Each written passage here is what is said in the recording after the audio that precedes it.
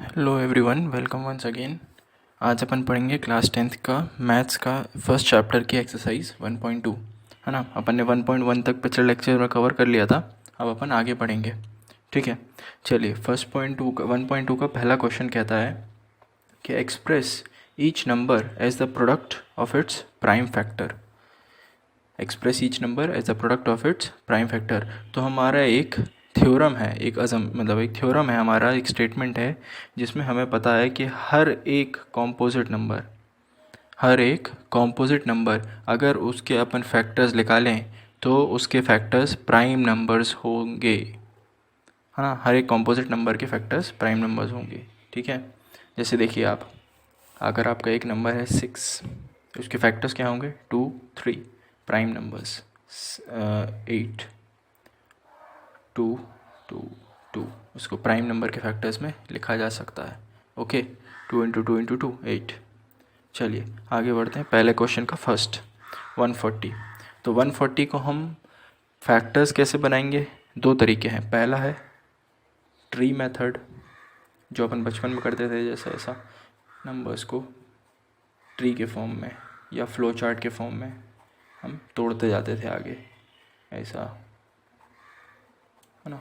ये flow chart के form में हम तोड़ते जाते थे नंबर्स को, और ये फ्लो चार्ट के बॉक्स में सारे प्राइम नंबर्स होते थे। ठीक है ना, मतलब इसके फैक्टर्स होते हैं, बड़े वाले के फैक्टर्स ये दो, फिर इसके फैक्टर्स ये दो, फिर इसके फैक्टर्स ये दो, ऐसे।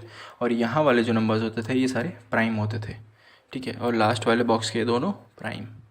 ठीक है, चलिए इसका हम, पहला तो मेथड है ये ट्री मेथड। दूसरा मेथड है हम एलसीएम निकालें, जितने भी इसके प्राइम फैक्टर्स आएंगे वो सारे इसके प्राइम फैक्टर्स हैं, है ना। तो अपन ट्री मेथड से करके देखते हैं। जैसे ये देखिए 140 के क्या फैक्टर्स हो सकते हैं? 2, 70, फिर 70 के 2, 35, 35 के 5, 7। तो ये एक प्राइम, ये एक प्राइम, ये एक प्राइम, ये एक प्राइम, ये चारों इसके प्राइम फैक्टर हैं। 140 इक्वल टू आप लिख सकते हो 2 इंटू 7। ये मेथड हो गया आपका फर्स्ट मेथड, ट्री मेथड। दूसरा मेथड है आप एलसीएम निकालें। 140 का आप एलसीएम निकालोगे तो भी यही आएगा। 140 2 ज़ा 70, 2 35, 5 7 7 1। तो ये आपके हो गए प्राइम फैक्टर्स। सेम 2 2 5 7, सेम तरीका, मतलब मेथड दूसरा है, आंसर्स सेम आएंगे, आपके प्राइम फैक्टर्स निकाल लिए जाएंगे। चलिए अब हम क्वेश्चन 2 की तरफ बढ़ते हैं।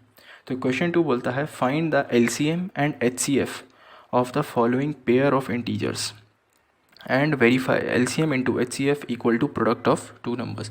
हमको एलसीएम भी निकालना है, हमको एचसीएफ भी निकालना है। एचसीएफ हमने अभी इस चैप्टर में पढ़े हैं, यूक्लिड डिवीजन लेम्मा। यह हमारे पास एक और मेथड है, हमने बताया था लॉन्ग डिवीजन मेथड।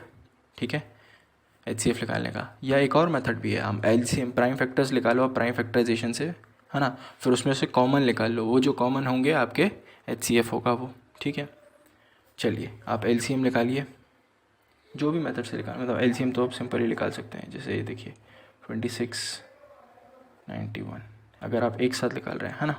चलिए एलसीएम निकालते हैं और एचसीएफ भी साथ ही में। सबसे पहले 2 की टेबल से 2 13 सा, 2 की टेबल में 91 तो जाता नहीं क्योंकि 91 ऑड है। फिर 7 7 13 सा, फिर 13 13 1 सा, 13 1 सा। तो आप इसका एलसीएम तो देख रहे हैं क्या है, 2 इंटू 7 इंटू 13।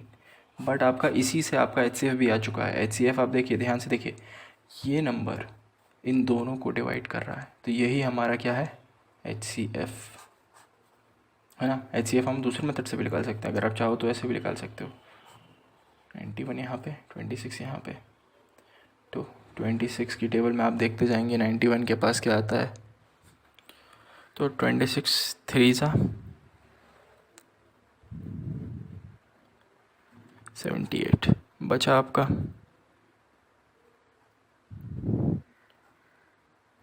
ठीक है 13, अब यहाँ आ जाएगा 26, 13 2 सा 26 माइनस किया, आंसर आ गया 0।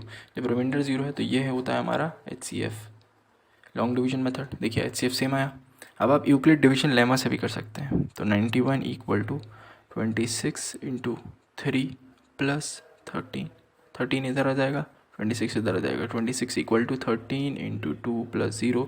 जब 0 रिमाइंडर आया तो ये हमारा HCF। तीनों मेथड से मैंने आपको HCF निकाल के दिखा दिया, या आप HCF निकाल सकते हैं, ठीक है। तो ये हो गया हमारा सेकंड क्वेश्चन। अब हमें इसमें एक चीज़ प्रूव भी करना था, क्या? LCM into HCF equal to product of numbers. ये एक थ्योरम भी है by default, LCM into HCF equal to product of number, ये एक थ्योरम भी है, ठीक है। चलिए इसको देखते हैं। LCM है हमारा 2 इंटू 7 इंटू 13, HCF है हमारा 13। तो प्रोडक्ट ऑफ नंबर्स थे हमारे 26, 91। चलिए मल्टीप्लाई करते हैं। तो 26 इंटू 91 होता है हमारा 2366, है ना। अब हम इनको मल्टीप्लाई करते हैं, 2 7 ज़ा 14, तो 14 इंटू अगर आप 13 करोगे तो आ जाएगा आपका 182। फिर अगर आप फिर से मल्टीप्लाई करोगे 13 से तो आपका आ जाएगा 2366। आप देख सकते हैं LHS equal to RHS, so hence proved. अब हमको थर्ड क्वेश्चन की तरफ बढ़ते हैं। तो क्वेश्चन 3 हमको बोलता है find the LCM and HCF of the following integer by applying prime factorization method.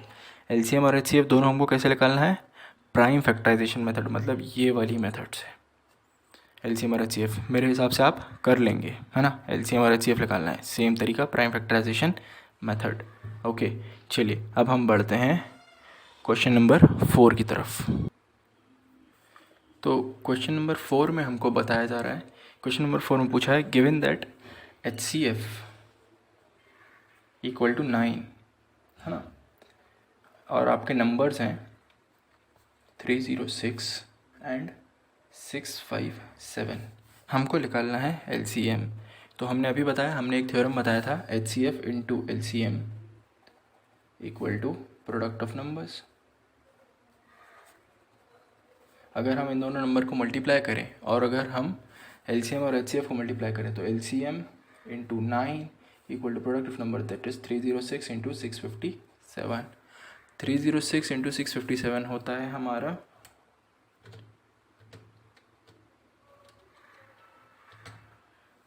201042। हम इसको डिवाइड बाय 9 कर देंगे तो आ जाएगा हमारा 2238, that is 22338, that is our LCM। क्योंकि यहाँ मल्टीप्लाई में 9 था, इधर आ जाएगा तो डिवाइड हो जाएगा। ओके, चलिए आगे बढ़ते हैं। तो अगला क्वेश्चन है हमारा क्वेश्चन नंबर 5। क्वेश्चन नंबर 5 में हमको बोला गया है चेक वेदर 6 की power n ends with a digit 0। मतलब अगर लास्ट डिजिट देखा जाए उसमें आना चाहिए 0, उसके सामने कुछ भी हो में मतलब नहीं उससे। हमको चेक करना है 6 की पावर n कि अगर लास्ट डिजिट में 0 आता है या नहीं आता। तो हमको पता है डिविजिबिलिटी के थ्रू कि लास्ट में 0 कब आएगा, जब उसका एक फैक्टर 5 होना चाहिए। अगर एक फैक्टर 5 है तो ही लास्ट में 0 आएगा, अगर फैक्टर 5 नहीं है तो उसका 0 नहीं आएगा। चलिए हम देखते हैं इसके फैक्टर्स क्या हैं। तो आपको पता है 6 के क्या फैक्टर्स हैं, 2 और 3। तो 6 की पावर n को अपन लिख सकते हैं 2 इंटू 3 पावर n, और इसको अपन लिख सकते हैं 2 की पावर n इंटू 3 की पावर n। 2 की पावर n 3 की पावर n, मतलब कोई भी फैक्टर क्या है, 5 नहीं है। जब 5 फैक्टर नहीं है तो ये नंबर के डिजिट में जो लास्ट डिजिट होगा वो 0 नहीं होगा। ओके, ये नंबर के लास्ट डिजिट में 0 नहीं होगा। क्यों नहीं होगा? क्योंकि उसका 5 फैक्टर नहीं आ रहा है। फैक्टर क्या है, 2 और 3। ओके, चलिए आगे बढ़ते हैं।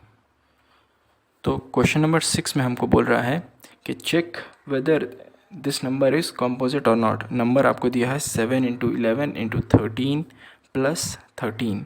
अगर आप इसको सॉल्व करके पूरा करके निकालेंगे तो आपको पता चल जाएगा कॉम्पोजिट है कि नहीं है, पर आपको लंबा मेथड रहेगा वो। तो आप इसमें एक शॉर्टकट अपना सकते हैं। शॉर्टकट क्या है, आप इसमें से कॉमन देखें क्या है। कॉमन क्या है आपका 13, तो आपका कॉमन निकल गया, बचा क्या 7 इंटू 11 प्लस 1। 13 बाहर चला गया तो बचा 1। ठीक है, इसका एक फैक्टर क्या है 13। जब एक फैक्टर आ रहा है तो ये प्राइम तो हो नहीं सकता, प्राइम नहीं है तो क्या है, ये कॉम्पोजिट नंबर है। तो हमने प्रूव कर दिया, hence proved. Because its one factor is 13, उसका एक फैक्टर आ रहा है 13, फैक्टर है इसका मतलब वो प्राइम नहीं है। प्राइम के लिए क्या कंपलसरी है, प्राइम के दो ही फैक्टर होते हैं, एक नंबर इटसेल्फ और दूसरा 1, दो फैक्टर हैं तभी वो प्राइम है। बट इसका एक तीसरा फैक्टर भी आ रहा है 13, ठीक है ना, तो 13 आ रहा है, इसका मतलब वो कॉम्पोजिट नंबर है। चलिए अगला क्वेश्चन देखते हैं, क्वेश्चन नंबर 7। क्वेश्चन नंबर 7 में बोल रहा है आपको कि एक सर्कुलर फील्ड है जिसमें सोनिया को एक चक्कर लगाने में 18 मिनट लगते हैं, उसी तरह रावी को एक चक्कर लगाने में 12 मिनट लगते हैं। अगर उन्होंने सेम पॉइंट से स्टार्ट किया, सेम टाइम पे स्टार्ट किया और एक ही जगह गया, ठीक है ना, मतलब दोनों ने यहीं से स्टार्ट किया, एज सर्कुलर फील्ड है, यहीं से स्टार्ट किया, एक ही टाइम पे स्टार्ट किया और ऐसे ही गए, ठीक है, ऐसे चक्कर लगा रहे हैं। रावी को 12 मिनट लगता है और सोनिया को 18 मिनट लगते हैं, ठीक है। तो कितने टाइम के बाद वो दोनों आपस में मिलेंगे स्टार्टिंग पॉइंट पे, वो दोनों कितने मिनट के बाद मिलेंगे, मतलब मान लीजिए सोनिया 18 मिनट बाद यहाँ पे होगी, रावी कहीं आगे बढ़ गई होगी क्योंकि 12 मिनट में उसने कंप्लीट कर लिया होगा, आगे बढ़ गई होगी, फिर कुछ 12 मिनट बाद यहाँ पे आएगी रावी, सोनिया यहाँ कहीं होगी पीछे, ठीक है ना। ऐसे पता करना है आपको कितने मिनट बाद आपका मिलेंगे वो, तो आप कैसे निकालोगे, एलसीएम से। तो एलसीएम आप निकाल सकते हो 12 और 18 का। जब 12 और 18 का आप एलसीएम निकालोगे तो आप देखिए 2 6 12, 2 9 18, 2 3 6, 9 वैसे का वैसे 3 1 3 3 1 1, ओके। तो अपना एलसीएम आया 2 into 2 into 3 into 3, that is equal to 36 minutes. तो 36 मिनट्स के बाद सोनिया और रावी एक ही पॉइंट पे मीट करेंगे और वो पॉइंट क्या होगा, स्टार्टिंग पॉइंट, ठीक है। स्टार्टिंग पॉइंट पे कब मिलेंगे उन लोग, 36 मिनट बाद, 36 मिनट्स के बाद। चलिए अब अपन आगे बढ़ते हैं एक्सरसाइज 1.3 की तरफ। एक्सरसाइज 1.3 स्टार्ट करने से पहले मैं आपको एक थ्योरम बता देता हूँ। थ्योरम क्या कहता है कि अगर एक प्राइम नंबर है, कोई भी प्राइम नंबर, मान लीजिए आप ए एक प्राइम नंबर है ना, और अगर ए को डिवाइड कर पा रहा है कोई नंबर बी स्क्वायर, ठीक है ना, अगर बी स्क्वायर को आप डिवाइड में रखेंगे, मतलब ए डिवाइडेड बाई बी स्क्वायर करेंगे तो एक आपको इंटीजर मिल जाएगा। इंटीजर मतलब पूरी तरह से डिवाइड कर पाएगा वो, पॉइंट में डेसिमल में आंसर नहीं आएगा, फ्रैक्शन में आंसर नहीं आएगा, पूरी तरह से डिवाइड कर देगा वो उसको, ठीक है ना, इंटीजर मिल रहा है। जब अगर ए डिविजिबल है बी स्क्वायर से तो इसका मतलब है ए डिविजिबल होगा बी से, यही हमारा थ्योरम है। अगर ए डिविजिबल है बी स्क्वायर से तो ए डिविजिबल होगा बी से भी, ओके। चलिए देखते हैं इसको कैसे चेक किया जाए। अगर मान लीजिए 18 डिविजिबल है आपका बी स्क्वायर, जैसे मान लीजिए 4, 2 का स्क्वायर होता है, नहीं एक सेकेंड, आपको 3 का स्क्वायर 9, ठीक है। अगर 18 डिविजिबल है 9 से, 9 क्या है, 3 का स्क्वायर, 3 का स्क्वायर है 9 और 18 उससे डिविजिबल है, तो 18 को डिविजिबल होना पड़ेगा जिसका ये स्क्वायर है, मतलब 3 से भी अगर डिविजिबल है 18 तो हमारा थ्योरम प्रूफ हो गया। तो आप जानते ही हैं 3 6 18, 9 2 18, तो अगर किसी नंबर के स्क्वायर से कोई नंबर डिविजिबल होता है तो उस नंबर से भी वो नंबर डिविजिबल होगा, ओके। चलिए अपन एक्सरसाइज की तरफ बढ़ते हैं, तो पहले क्वेश्चन की तरफ आते हैं अपन। तो पहला क्वेश्चन बोलता है आपको प्रूव दैट √5 इज़ इर्रेशनल, ठीक है। आपको बताना है कि √5 इर्रेशनल है। तो जब भी आपको किसी नंबर को इर्रेशनल बताना होता है तो आप उसमें क्या करते हो, रिवर्स तरीका अपनाते हो, कॉन्ट्राडिक्टरी मेथड अपनाते हो, कि अपन मान लेते हो क्या वो रैशनल है, ठीक है ना। अगर आपने मान लिया कि √5 रैशनल है तो रैशनल होने के लिए क्या कंडीशन है, P/Q होना चाहिए उसके फॉर्म में, और Q क्या होना चाहिए, 0 नहीं होना चाहिए। लेट अस सपोज, ठीक है ना, सिर्फ सपोज किया अपन ने, मान लिया है कि √5 इज़ रैशनल। अगर √5 रैशनल है तो P/Q के फॉर्म में होगा और Q 0 के बराबर नहीं होगा, ठीक है ना, ठीक है। चलिए ठीक है, तो हम शिफ्ट करते हैं Q को उस तरफ, तो √5 इंटू Q इक्वल टू हो जाएगा हमारा P, √5 into Q equal to P। अगर आप स्क्वायर करें बोथ साइड तो आपका हो जाएगा 5Q square equal to P square, मतलब ये नंबर इसके स्क्वायर से डिविजिबल है, ठीक है ना, ये नंबर इसके स्क्वायर से डिविजिबल है, ठीक है ना, मतलब ये पूरा नंबर जो है इसके स्क्वायर से डिविजिबल है, ठीक है, सॉरी Q के स्क्वायर से डिविजिबल है ना, ये पूरा नंबर Q के स्क्वायर से डिविजिबल है। तभी तो यहाँ एक फैक्टर है क्यू स्क्वायर, ठीक है ना। अगर 5 क्यू स्क्वायर से डिविजिबल है, या आप दूसरे तरीके से ले लीजिए, दूसरे तरीके से क्यू स्क्वायर 5 से डिविजिबल है, क्यू स्क्वायर 5 से डिविजिबल है, तो आपका क्या कह सकते हैं, क्यू स्क्वायर किससे डिविजिबल होगा, क्यू स्क्वायर रूट 5 से भी होगा। ये अगर कोई का स्क्वायर है तो उसके अंडर रूट से भी डिविजिबल होगा। देखिए ना, आपने लिया था अगर एक नंबर बी स्क्वायर से डिविजिबल है तो वही नंबर बी से भी डिविजिबल होगा।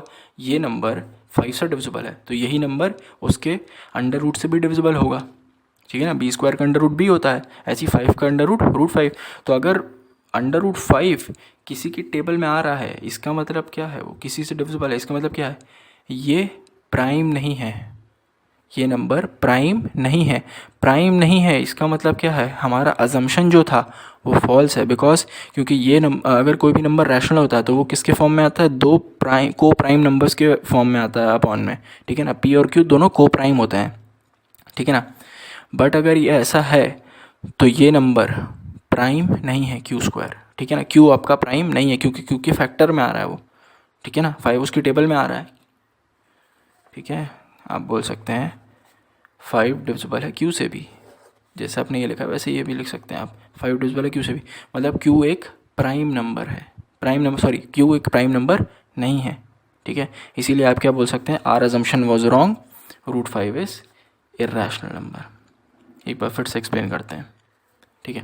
देखिए सबसे पहले हमने मान लिया कि रूट 5 एक रैशनल नंबर है। Let us suppose rational number है तो पी अपॉन क्यू के फॉर्म में होगा, और पी और क्यू दोनों क्या होंगे, को प्राइम। को प्राइम मतलब दोनों प्राइम होंगे, दोनों में आपस में भी कोई एक कॉमन फैक्टर नहीं होगा, ठीक है ना।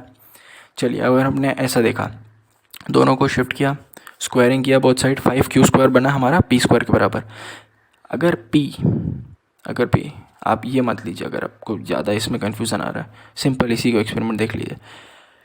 ये पूरा नंबर पी स्क्वायर से डिविजिबल है, मतलब ये पूरा नंबर पी से भी डिविजिबल होगा, मतलब पी का एक फैक्टर है क्यू के फॉर्म में, पी का एक फैक्टर है क्यू के फॉर्म में, मतलब ये आपस में क्या हो गए, को प्राइम नहीं हुए। को प्राइम नहीं है तो हम क्या बोल देंगे, हमारा जो अजम्पशन था, जो हमने मान लिया था, वो गलत माना था, क्योंकि वो होना नहीं चाहिए। इसीलिए रूट 5 जो है वो इर्रेशनल नंबर है, ठीक है। चलिए आगे बढ़ते हैं, क्वेश्चन नंबर 2 है। क्वेश्चन नंबर 2 बोलता है आपको 3 + 2 रूट 5 को आप इर्रेशनल बताइए। आप क्या करोगे, आप कुछ नहीं करोगे, आपको पता है रूट 5 इज़ इर्रेशनल। क्यों, आप ऐसे ये पूरा फिर से प्रूफ कर देना रूट 5 इज़ इर्रेशनल को, ठीक है। जब आपका रूट 5 इर्रेशनल है, रूट 5 इज़ इर्रेशनल नंबर, ठीक है। आप दोनों साइड मल्टीप्लाई क्या कर दीजिए 2, तो भी इर्रेशनल ही रहेगा। आप दोनों साइड ऐड कर दीजिए 3, तो भी इर्रेशनल ही रहेगा। देखिए आप इसको दूसरी तरह से भी बना सकते हैं, कैसे कर सकते हैं, देखिए एक तो ये तरीका हो गया कि आप दोनों साइड मल्टीप्लाई बाय 2 करें, दोनों साइड +3 करें, तो भी रैशनल इर्रेशनल का इर्रेशनल ही रहेगा वो, ठीक है ना। इर्रेशनल में अगर आप रैशनल जोड़ते हो तो भी इर्रेशनल ही रहता है वो, ठीक है। इर्रेशनल नंबरों में रैशनल मल्टीप्लाई करोगे तो भी वो इर्रेशनल ही रहेगा, ओके। चलिए दूसरा तरीका बताता हूँ आपको। दूसरा तरीका क्या है आपका, इसको पूरे को p/q के फॉर्म में मान लीजिए आप, 3 + 2 रूट 5 = p/q, अगर रैशनल मान लिया तो, ठीक है ना। Let us suppose it is rational, ठीक है। दूसरा तरीका ये, आपने इसको रैशनल मान लिया, फिर अब आप उसको शिफ्टिंग करें, क्या होगा शिफ्टिंग से, ठीक है। इन दोनों को इधर ले आइए, क्या हो जाएगा, p/q - 3 = 2 रूट 5, ठीक है। फिर 2 सेट जाएगा तो क्या होगा, p - 3q / 2q = रूट 5। मतलब ये पूरा नंबर क्या है, irrational, because root 5 is irrational. अगर ये पूरा इर्रेशनल है मतलब हमारा क्या था, अजम्पशन रॉन्ग था, तो ये पूरा नंबर क्या हो गया हमारा, इर्रेशनल, हैंस प्रूव्ड। इसी तरह से आप थर्ड क्वेश्चन भी प्रूव करेंगे, ओके। चलिए आगे बढ़ते हैं। तो चैप्टर की लास्ट एक्सरसाइज पे अपन पहुंच गए, एक्सरसाइज 1.4, है ना। अपन को बताना है पहले क्वेश्चन में कि आपको बिना डिवाइड किए लॉन्ग डिवीजन परफॉर्म किए आपको बताना है कि नंबर टर्मिनेटिंग है या नहीं है टर्मिनेटिंग। तो टर्मिनेट करने के लिए आपने बचपन में पढ़े होंगे फ्रैक्शंस में, आप पसंद करते थे कि 109/100 हो, ताकि आप क्या कर दो, उसको कन्वर्ट कर दो 1.09। अगर नीचे 0 होते थे, है ना, मतलब अगर मान लिया जाए नीचे क्या हो, 10 की पावर में कुछ भी होता था, तो आप बोल सकते थे कि वो टर्मिनेट करता है, ठीक है ना। आप बचपन में पढ़े हो कि आप पसंद करते थे कि डेसिमल एक्सपेंशन में क्या हो आपका डिवाइड में 100 आए, 1000 आए, 10 आए, मतलब अगर नीचे 10 की पावर में कुछ भी होगा तो वो क्या करेगा, टर्मिनेट करेगा, कुछ टाइम बाद डिवीजन ख़त्म हो जाएगा। तो आपको यही यहाँ पे चेक करना है कि यहाँ पे अगर नीचे मतलब आपका डिनोमिनेटर में 10 की पावर में कुछ भी है तो वो टर्मिनेटिंग है, पर 10 के साथ अगर कुछ और है तो वो टर्मिनेटिंग नहीं है, ठीक है ना। मतलब मान लीजिए 10 कैसे आएगा आपका, 10 कैसे आएगा 2 × 5, मतलब अगर 2 और 5 के अलावा कुछ और की पावर भी है, मतलब 3 की भी आ गई साथ में, तो ये नॉन टर्मिनेटिंग हो जाएगा। सिर्फ अगर 2 और 5 है तो टर्मिनेटिंग है, और अगर सिर्फ 2 है तो भी टर्मिनेटिंग है, सिर्फ 5 है तो भी टर्मिनेटिंग है। चलिए चेक करते हैं।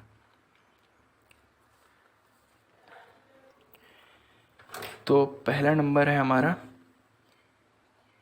13/3125, ठीक है, 13/3125। तो अपना डिनोमिनेटर है 3125, हम इसमें चेक करते हैं।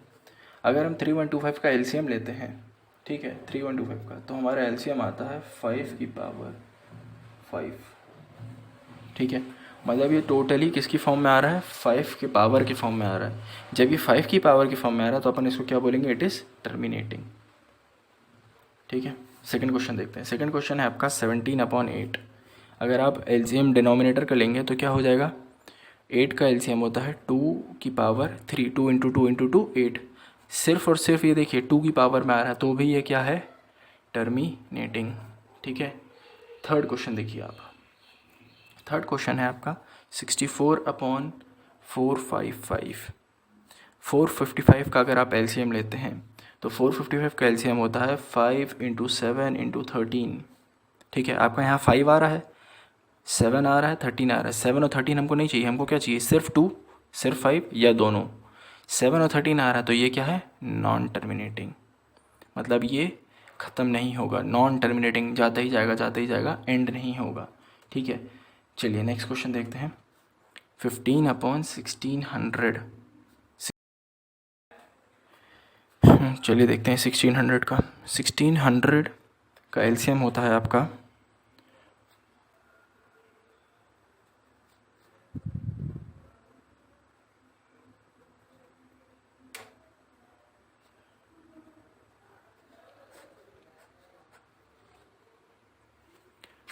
2 की पावर 6 × 5 की पावर 2। तो ये सारी जो पावर है ये 2 और 5 के फॉर्म में है, 2 की पावर 6 × 5 की पावर 2, 2 और 5 की पावर के फॉर्म में है, तो ये क्या है, टर्मिनेटिंग, टर्मिनेटिंग डेसिमल एक्सपांशन।